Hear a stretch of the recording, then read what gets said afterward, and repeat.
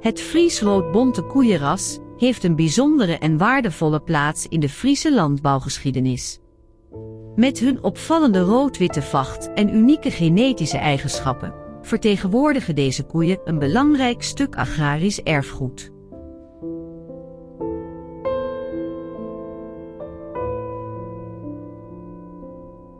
Hoewel het ras gedurende de 20e eeuw steeds meer in de vergetelheid raakte, zijn er tegenwoordig initiatieven om deze Fries-rood-bonte koe opnieuw te waarderen en te behouden. Boeren, zoals Teun van de Meer die dit ras houden, beschouwen het vaak als een levend symbool van de Friese identiteit en het agrarisch verleden. Friese rood-bonte kei ben dit, de Friese rood-bonte ras. Ja? En dat is een zeldzaam ras, daar ben net zoveel meer van in de wereld. Ja, ik vond het leuk om bij kei te houden. Dus, en dan wel iets bijzonders, dus dit is iets bijzonders, je bent er net zoveel meer van. En het is een zeldzaam ras, dus daar binnen wereldwijd nog 100.000 van. Het is zelfs zo geweest dat er op een bepaald moment maar een kei of ja, op papier nog. Op papier stonden er nog maar heel weinig. Er waren iets van 15, 20 beestjes nog op papier. Ja. Maar er waren waarschijnlijk wel volle meer, alleen dat waren niet meer geregistreerd. En dat is denk ik de reden ik wist dat ze op een gegeven moment dachten van we gaan een stichting maken. Waarbij ze dus dit ras weer wat meer naar voren brengen willen. Ja. Wat melkproductie betreft, produceren deze koeien minder melk dan hun zwartbonte tegenhangers, maar de melk is van een hoge kwaliteit met een relatief hoog vet- en eiwitgehalte. Dit maakt hun melk bijzonder geschikt voor de productie van traditionele zuivelproducten, zoals kaas en boter. Toch zal deze melk, zonder een bepaald concept zoals biologisch of biologisch dynamisch, niet meer opbrengst genereren dan in de gangbare veehouderij. Zo, er zit wel verschil in prijs. Als ik het breng zo naar een fabriek, zou dat een verschillende prijs kunnen wijzen, omdat ik wijd maximaal, dan krijg je een wijde premie, toeslag. Maar ja, dat ben net omdat het toevallig rede kei binnen dat meer oplevert. Nee. Nee, dus het concept moet betalen worden. Ja, juist. Het verhaal wat erbij zit, dat moet inderdaad oorbracht worden en dat moet inderdaad een extra oplevering. Ja. En wat is die concept dan? Nou, mijn concept is eigenlijk dat mijn kei gras gevoerd worden. Die worden dus, die produceren vlees Ja? op basis van zoals het eigenlijk bedoeld is. En bij mij krijgen ze dus alleen maar gas hier en of kuil in de winter. Geen krachtvoer, geen mais, geen soja.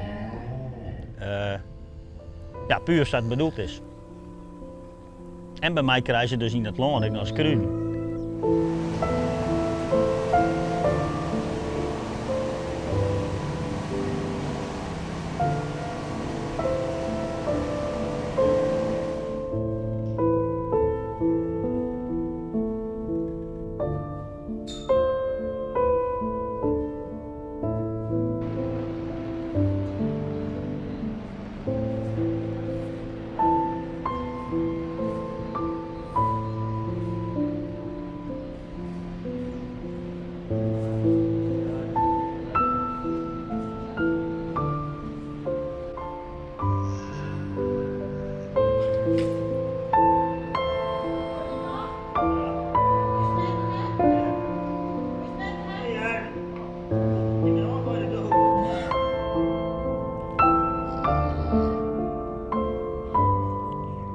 Zo, ik wil het zo natuurlijk mogelijk houden. Ja.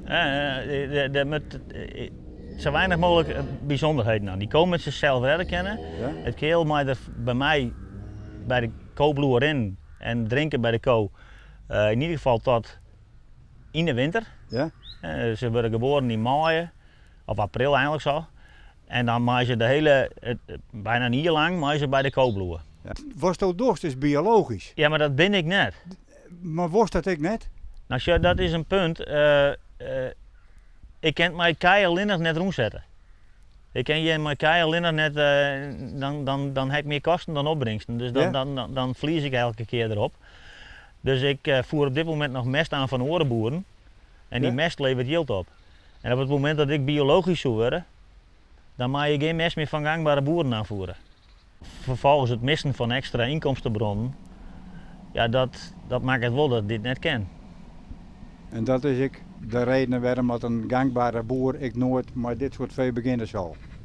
De binder wil die dat doen, maar ze zijn haast alle keer inderdaad biologisch of biologisch dynamisch bezig. Ja. Ja, en dat houdt dus in dat zij dus beduidend meer voor een liter melk krijgen. Juist. En dan kent wel.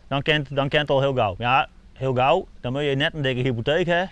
Nee, dat snap Je ik. moet net een enorme luxe aan machines hebben. Je moet gewoon heel basic boer wezen. Dan kent dat wel. Dan ken je er wel van leven.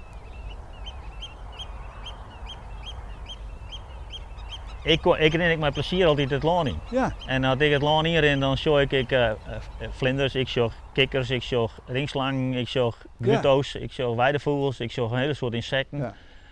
En dat, ja, dat vind ik leuk. De liefde voor de natuur en met name het beheer ervan, zit er bij Teun van der Meer al van jongs af aan in. Waar 20 jaar geleden in Friesland nog volop eieren geraapt mochten worden, had Teun hier toen al grote moeite mee. Ik hier zelf sowieso altijd nog wat moeite mee een soort aan mij te nemen. Dat doe ik liever net. En, ik heb toen al eens geprobeerd om er een soort staking bij te zetten in de tijd dat je nog wolfzacht worden mocht. Ja, en dat vind net een succes. Er werden toen zelfs bij staking nog aan en wijnam. En ja, dat werkte net. En toen hebben we met de boeren samen wij praten. En toen is Safir kwam dat ze dus zeiden van nou dan sluiten we dit dicht en dan mijn man of 6, ja, dan gaan we hier een nazorg verrichten. dus je manier van natuurbeheer zou eigenlijk wat dat betreft navolging verzekeren. Absoluut, inderdaad. Dat wie inderdaad een hele goede zaak is dat ik wat meer gebeurde. Het hoeft net overal, dat is net nodig. Maar op meerdere plekken is inderdaad wel een pre. Hoe anders is het nu? Ruim 20 jaar later is de situatie heel anders. Weidevogels verdwijnen in rap tempo uit het Nederlandse landschap en alle zeilen moeten worden bijgezet om de soorten in stand te houden. Doordat de landbouw nu gericht is op grootschalige efficiëntie, is er bijvoorbeeld veel minder kruidenrijk grasland waarin de weidevogel floreert. Het kruidenrijk grasland bij Teun van der Meer is inmiddels een eldorado voor diverse soorten weidevogels. En dit kruidenrijk gijsland, dat heb ik al, nou ik denk wel al 15 jaar inmiddels. En dan zie je dat het dus inderdaad van gewoon normaal gijsland dat dit eigenlijk is. Ik word ontwikkeld naar inderdaad dat kruidenrijke gijsland wat het vroeger ik al geweer. En wat daarin stiert is een hele soort butenblom, veldzuring, pinksterblom en dat spul stiert er al wel in. Het ziet er mooi, het ziet er echt heel mooi uit en het stikt ik van de vogels volgens mij. Ja, het is echt ideaal. Het is echt skriersalon. We hebben ook binnen die skriersalon, we hebben nog met de drone kijk die nust nog opzet, maar hiernaast zit wel zo'n 8 peer skriersen en ik liep volle tjerken zitten naar boven. Voordat de koeien een nieuw stuk kruidenrijk grasland mogen betreden, moeten eerst de aanwezige nesten worden opgespoord en in kaart worden gebracht. Tegenwoordig gaat dit met een drone met een warmtebeeldcamera.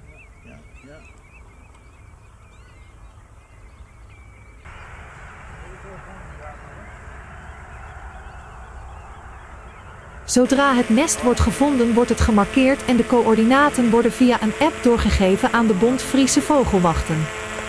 Op deze manier wordt de weidevogelstand in kaart gebracht. Ja, de boegel leeg, die jongens skrieren dus. Helaas, ondanks alle inspanning van Friese vogelwachters, gaat het steeds slechter met de weidevogels. Sinds 1960 is het aantal boerenlandvogels, met name de grutto, met 60 tot 70% teruggelopen. Bij de veldleeuwerik zelfs met 95%. In dit kruidenrijk grasland komen ze gelukkig nog voor. Wat hierbos zit is natuurlijk een soort lietse zangvogeltjes, veldvogeltjes, zoals Ja? de veldleeuwerik, de gaspiepers, de gele kwikstaart zit hier ik. En ik heb hier in Plasdras zitten, in die witte eindkoer, er zit een witte kwikstaart. Oh, Die gebruiken de Oh. eindkoer en ik als alternatieve nustplaats. Dus dat is mooi. En een hele soort eind zit hier omheen. Ik in het Galane Gas zit ik nog wel een en hierachter ik wel. Dus, voor de vogels is dit ideaal. Je bent nou bezig met een soortement herstel van het natuurlijke landschap. Ja. Wat houdt dat precies in? Het natuurlijke landschap. Nou zat het hier misschien ongeveer een jaar of 70, 80 lien eruit zeg. Maar bollenekkers en greppeltjes. En daar is, ik doe dat zodat misschien net ding hebben als er geen yield voor beschikbaar is. Dus ik moet wel eerlijk zijn, dat heb ik te maken mee dat er dus mogelijkheid is om daar yield voor te jam, of voor te krijgen. En ik maak je nou weer greppels in stukjes lang. En kruiden, vooral heel veel kruiden, zou ik nog in. Heeft ik nog een stukje voederhaag? Heeft ik nog? Nou, Komt dat er ik daar dan in bij dat?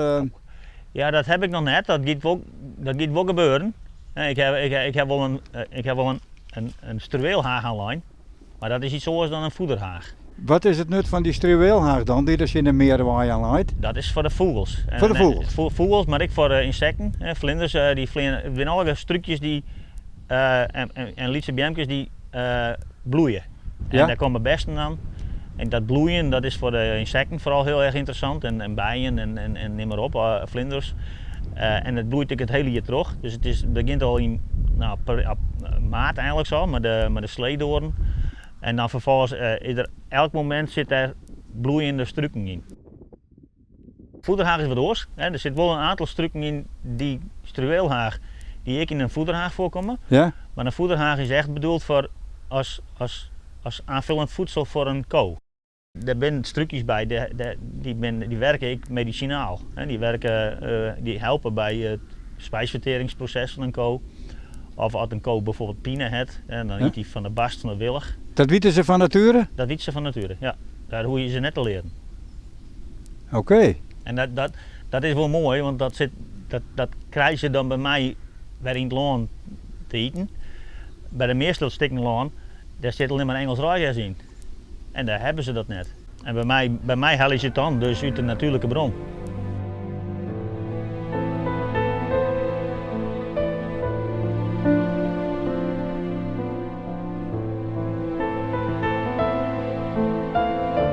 Uiteindelijk worden ook enkele dieren uit de kudde van boer Teun geslacht. Na ongeveer 2,5 jaar volgt voor hen het onherroepelijke einde. Bij mij is het zo, ik maak van mijn kjouwen boltjes maak ik osten. Ja. En een os bloedt bij mij 2 heel jaar lang. Die maak er dus 2 heel jaar lang uit wan om te groeien tot datgene wat dus uiteindelijk een product is wat bij hem of bij de klant op het bord komt. Dus hij maakt er 3 seizoenen in het loon, maar die daarvan genieten. En dan is het uiteindelijk wel een product. Kerst dat vlees kwijt? Ja, op zich gaat dat heel goed. Je begint met iets en je weet er net van wat dat nou, hoe dat nou aanslaat, of in ieder geval hoe mensen daarover denken. Ik ken natuurlijk altijd nog kwik gewoon aan een grote handel, aan een grote markt. Maar dat is net wat ik eigenlijk wil. Ik wil iets bijzonders maken en ik wil dat mensen de mogelijkheid hebben om dat bijzondere te kunnen ervaren. Ja. En als dat kan, zien een redelijk normale prijs. Ja. En ik vind net dat ik duur ben, maar goed, dat met een oor altijd maar ervaren hoe dat zit.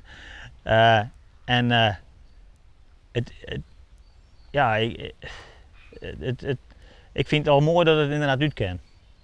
Ik hoef daar net echt hele soort winst mee te maken. De meeste Nederlanders eten nog altijd vlees. Gemiddeld eten we zo'n 77 kilo vlees per persoon per jaar.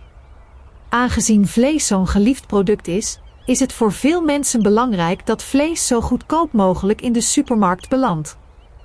Dat klopt, dat is ik zo. En dat wordt ik goedkoper geproduceerd, dus dat ken ik makkelijker. Ja. Het is best wel moeilijk, ja, want je hebt namelijk net een stempeltje. Als ik nou biologisch zou wezen, dan kan ik er een stempeltje op zetten van dit is biologisch. Behalve het feit dat mensen weten waar het vlees op hun bord vandaan komt, geeft Teun zijn dieren ook een naam. Ja, nou ja, maar Nee, beesten hernamen. ja, maar dat is Wossa eerlijk. Het is namelijk ik zo. Het is heel, Hoe het is heel, bedoel je dat? Het is Wossa eerlijk. nou, het is heel afstandelijk. Als je in de supermarkt op een cellofaan of zo'n plastic dingetje, zo'n schaaltje, een stuk vleeskepie, Ja? maar een plasticje eroverheen en een prijs op stiert. Maar dat stuk vlees is ik een beestfest. Ja. En dat beest bij mij nou een naam krijgt, ja, nou ja, dat is omdat het zij is. En bij mij krijgt het een beetje nieuw leven. En ik zal net zeggen dat Joren een slecht leven heeft, helemaal niet. Maar het is wel oors. En dat mensen moeite hebben mij iets opeten wat een naam krijgen heeft. Ja, ik denk dat dat meer het gevoel is van huisdier. Ik heb van mijn tijd heb ik bij de verkoop van vleispakketten heb ik in de stal een hele soort mensen langs gaan die dan even konden zien wat er Ja. weer. En dan merkte ik wel dat Ben dat toch nog verder was naar sjoggen dan wat oudere mensen. In dat wat voor opzicht? Die vinden Nou, dat... die sjoggen die lietse keltjes en als je dan zegt dat na 12 heel hier dat je ze dan uiteindelijk opeten gaan. Ja. Oh ja. Dan worden mensen, dan zei ze aan Ben van, ja maar dat wil ik helemaal niet. Nee, Terwijl maar dan is het die dat keltje had, die dat shot naar 12 heel hier denkt van nou dan is het minder moeilijk. Maar uiteindelijk is alles eerst jong geweest. En wordt op een gegeven moment ik oud. En wordt dan op een gegeven moment een product. Fries roodbond. Maar je eigenlijk wel afsluiten, hè? Ja. Maar dan zeggen ze eigenlijk de parel van Friesland. De parel van het Friese weidelandschap. Ja, dat mij wel. Ja, dat mij wel. Ja. En ik denk wel van misschien zelfs wel de toekomst. En de bedoelst dan naar een... Als je de landbouw verduurzamen willen, dan is dit Dan de past kool dit waar heel dat goed. mij gebeuren koe. Ja, dan past dit heel goed. Dan is dit ras bij uitstek een ras waar die van zitten kennen, dat past wel in dat duurzame gebeuren. Dat hoeft net vandaag biologisch of zonder kunstmest of wat dan ook maar te werden. Dat kan ik wel een beetje minder extreem Oké. werden. En daar past dit ras Fantastisch volle beter bij. in. Ja, absoluut.